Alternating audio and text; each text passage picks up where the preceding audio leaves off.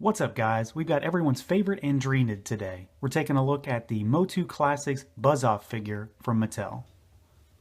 Alright, so here he is, and right off the bat, Buzz-Off he's a good figure. I don't really have anything to complain about with this guy. I really like the look of him. I like what they were able to do with him, and, I like the character as well, but I really, really like this interpretation in figure form of this character. So let's go over Sculpt first, and a lot of this is shared parts. He shares a lot of parts with Whiplash, namely the chest, the arms, I believe, the legs, the feet, and then we'll see these spines and this kind of back piece again with Webster as well.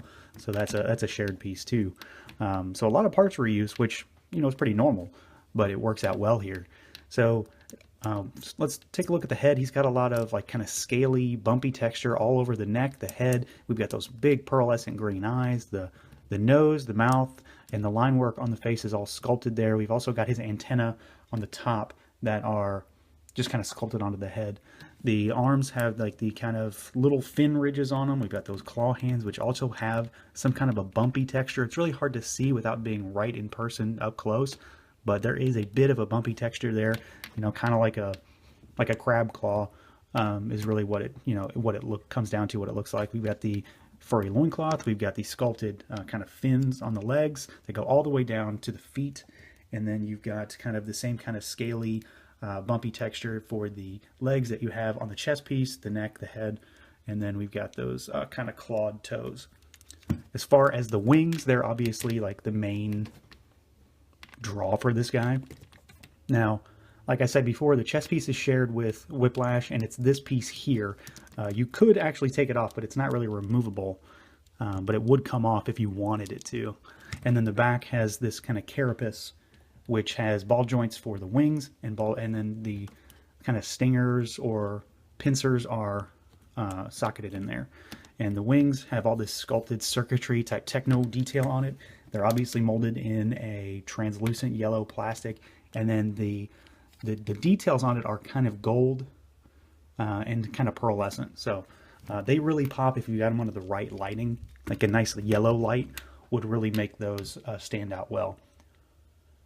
As far as paint goes, like I've already mentioned the wings, the majority of the figure is molded in various plastics. There is a wash on the skin tones. There is green paint on the eyes, obviously, and then we've got black paint on the mouth and the fangs there.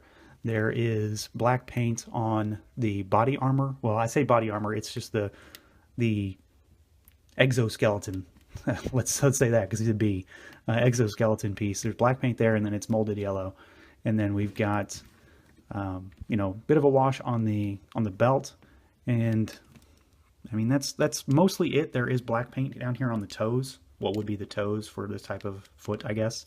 And then that's pretty much it, though. The majority of the figure is molded plastic, but it looks well. I don't have any bleeding issues. He looks solid all the way around.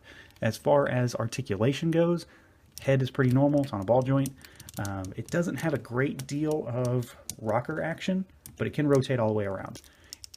Standard arm for a Motu Classics goes parallel to the body or perpendicular, and then we can go bicep swivel. We've got a single jointed elbow there, not exactly 90 degrees, just shy. And then we've got the claw, which has the rotation. There is an ab crunch, not a huge one, and that's because this chest piece and back piece are going to get in the way a bit. We've got swivel at the waist. The legs will go out maybe, maybe about that far. You can't get him to do the splits, but he's posable, so there's no real problem there. The leg will swivel at that joint. We have got a single jointed knee. We have got what would be a boot swivel, so we'll say shin swivel here. And then we've got a hinge at the foot, and not really a rocker, but there is a little give there. Not in the sense that it's loose, but that it does move. So the overall body has what you kind of expect for a Motu Classics figure. As far as the wings go, they're fully articulated. You can get them to go all over because they are on that ball joint and they have a hinge. So you can put them in all sorts of interesting poses with those wings. And then these pincers are the same situation. They have a hinge and they're on a ball. So they go all over as well. So let's take a look at what kind of accessories this guy comes with. All right, now for accessories, he has 3. We have got his helmet, which I still don't know which I prefer. Like, I like him like this, but I also like him without it because I like those big green eyes. But the helmet is molded in yellow plastic. It's got the sculpted antenna on there, and then the black for the eyes is painted in. It just sits on his head. It kind of clips on, and it's not going to go anywhere once it's on there. He's got his axe, which is kind of a dark brown plastic with a red painted blade and kind of accent on the top there. And he can just hold it in his hand.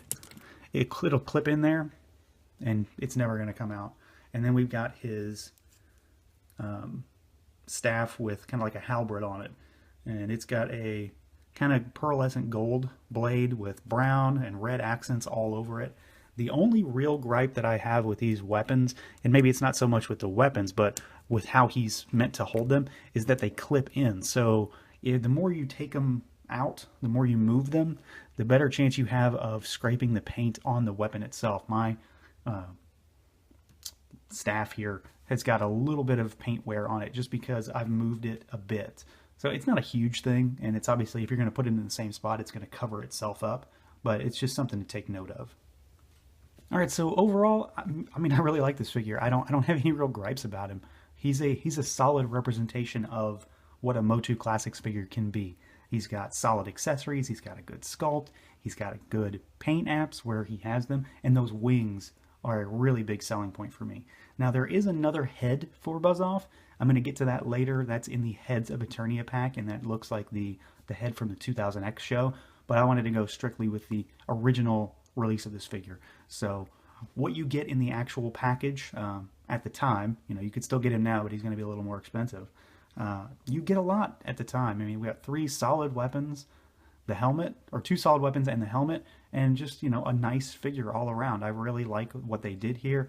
Sculpt is good, articulation is good, paint is good. So, you know, I can't really say anything bad about him. There is that minor gripe with the weapons, but at the end of the day, it's probably not going to be a huge deal unless you're taking those weapons in and out all the time. So, just a little nitpicky thing. I can't say he's perfect because there's no such thing as a perfect figure, or at least I haven't found it. But he's a really, really good Motu Classics figure, and definitely a good one to have in the collection. So that is going to do it, everyone. As always, stay tuned to Toy Bro for more reviews. Feel free to like, comment, subscribe. Let me know what you think about this guy down in those comments. And until next time.